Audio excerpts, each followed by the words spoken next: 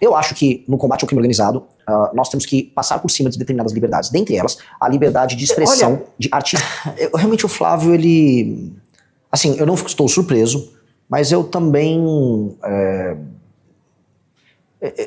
ele entregou uma fraqueza tão grande, que denota realmente que ele me vê como talvez um demônio, um cara que vai perseguir ele. Na verdade, eu não precisaria fazer muitas coisas para constranger o Flávio.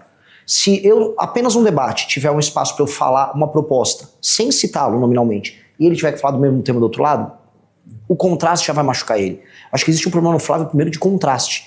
Ele não consegue construir nenhuma sentença bem feita, e tampouco ele consegue apresentar uma ideia original que vai seduzir o eleitor. Então ele não gera imaginação, ele não gera perspectiva. Aí do outro lado, ao conflito, ao confronto. Eu vou confrontar ele. Eu acho que eu tenho que falar tanto do passado dele, eu falar do Adriano, que estava no gabinete dele com a sua esposa e mãe, e falar agora desse escândalo recente. Eu acho que isso é devastador pro Flávio. E eu sei que os demais não falariam. Nem o Zema, nem o Caiado, eles iam apenas fazer pequenas insinuações, como eles vêm fazendo pra imprensa. E isso teria, vamos dizer, um dano tão grande que, assim, fazia sentido ele fazer isso mais na miúda, né? O problema é que ele entregou tudo, e acho que agora está impossível não me ter nos debates. Porque qualquer, vamos dizer, qualquer opção além dessa vai soar que sofreu interferência do Flávio. E pelo que eu sei das emissoras que eu já tive contato, nada disso mais faz sentido da parte dele. Então, eu estarei lá. E aí, bom, você pode trazer a questão do áudio dele com o Daniel Vorcado, ele pode tentar trazer o seu áudio também daquela viagem, tal, da Ucrânia. Como é que você responderia a ele nesse cenário? Houve um escândalo heterossexual de um áudio infeliz, mas no mínimo engraçado, do meu amigo Arthur, em que absolutamente R$0 foram desviados, não houve nenhum crime cometido, e do outro, claramente, um atestado de uma relação que necessariamente é criminosa, porque pouco se falou ainda, e eu tenho certeza que será apurado tanto pela imprensa quanto nas investigações, que será contrapartida, né? Ninguém coloca R$100 e poucos milhões adiantado num filme B de bomba, uma porcaria de um filme, sem imaginar que é algo enquanto contrapartida, porque se eu partir dessa premissa, então o contrato do Alexandre de Moraes era apenas uma consultoria. O Guido Mantega estava falando sobre economia. É óbvio que não, é óbvio que existe uma troca de favores, a lógica da compra de autoridades do Vorcado era essa, e nós saberemos os detalhes dessa com o Flávio logo mais. O que eu estou sabendo já de bastidores é que a visita do Flávio junto ao Vorcaro era tratando de sair fora da delação.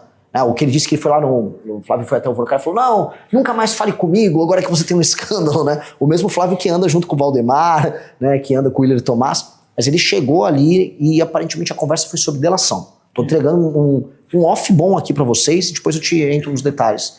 E aparentemente ele foi tratar disso, foi se reunir pra, me tira fora dessa, vamos deixar combinado isso aqui. Não, entra nos detalhes agora, então, conta um pouquinho mais pra gente. É que eu teria que entregar minhas fontes, não sou jornalista, mas tenho que manter, mas aí eu posso entregar pra você no off. Podemos falar depois sobre Sim, isso, então. Mas de fato foi isso, ele percebeu que deu problema e aparentemente ele obteve um combinado com o Vorcaro de não entregá-lo. Tanto que ele ficou seguro e saiu fazendo seu périplo junto a empresários e visita junto ao mercado financeiro avisando, não, eu só tive com ele uma vez, mas não houve nada. Então ele imaginou que...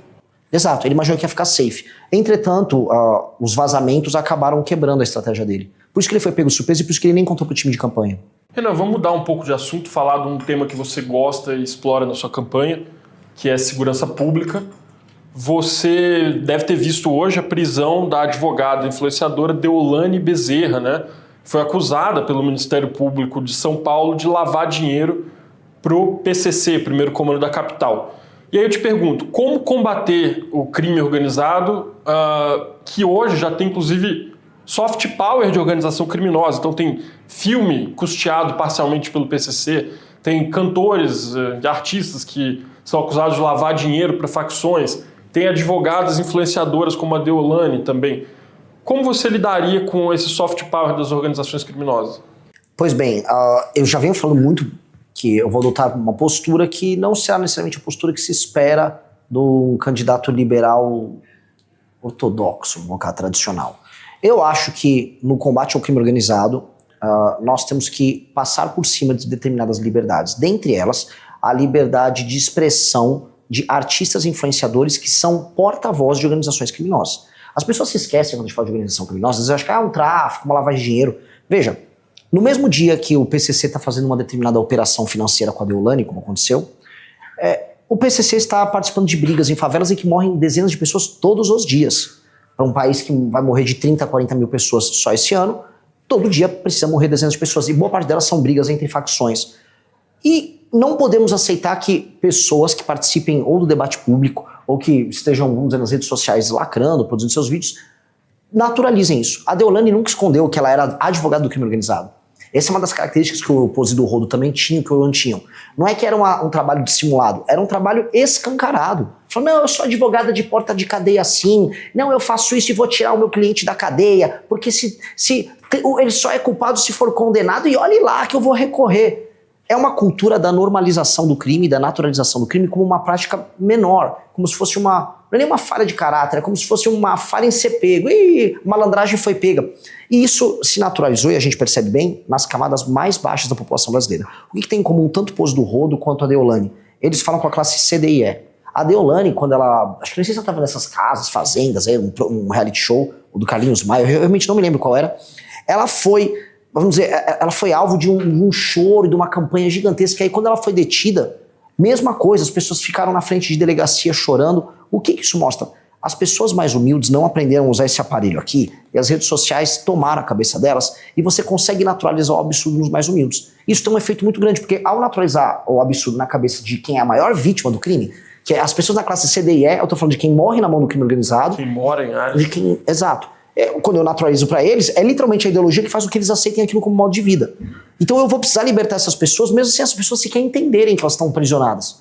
Então vou ser muito duro. Esses influenciadores todos, a partir do momento que a gente coloca o direito penal do inimigo em funcionamento, e a partir do momento que está demonstrado que esta influenciadora é ligada ao crime, ela não tem direito a ter uma opinião. Ela só tem que ser presa. O Oruan tem que ser preso. A gente tem que parar de, vamos dizer, criar formalidades. Tipo, não, ele é um artista. O cara não é um artista, é só um porta-voz. O que aconteceria com a Deolane num governo seu? A aplicação do direito penal do inimigo, ela faria que, eu passando o projeto, ela fosse enquadrada, e aí ela não poderia, por exemplo, dispor, por mais que ela em si não tinha, por exemplo, traficado droga, ela não era a traficante em si, ela fazia parte da estrutura de lavagem de dinheiro, como essa operação pegou. Só que ela seria enquadrada como membro dessa estrutura, e aí como partícipe de toda a atividade delituosa. Ela não ia, por exemplo, ter direito à progressão de pena. Uma pessoa que tem um enquadramento, ela não tem mais a presunção de inocência. Então, a pessoa que é enquadrada de acordo com o direito penal do inimigo, e aí ao Ministério Público, a Polícia Federal, os órgãos de investigação, não, este aqui é claramente um membro, foi pego pelo COAF das Relações Econômicas, ou ele estava com uma metralhadora escrito CV na camiseta na frente de uma favela. Pois bem, esta pessoa tem presunção de culpa. A operação policial, qualquer uma, ele foi encontrado na rua, ou uma câmera numa cidade pegou aquela pessoa circulando, ela é presa na hora, já é levada para o presídio sem audiência de custódia, ela não pode pagar fiança para sair, e ela vai ter penas muito duras. Portanto, o direito foi rápido com ela, e as penas são duras. É isso que o direito penal faz com o faccionado. Então, nós precisamos atuar dessa maneira, e isso vai incorrer do pequeno traficante ao grande traficante, do Oruan à Deolane. Se você quer acompanhar os cortes e análises da política sem filtro, segue o Lince da Missão.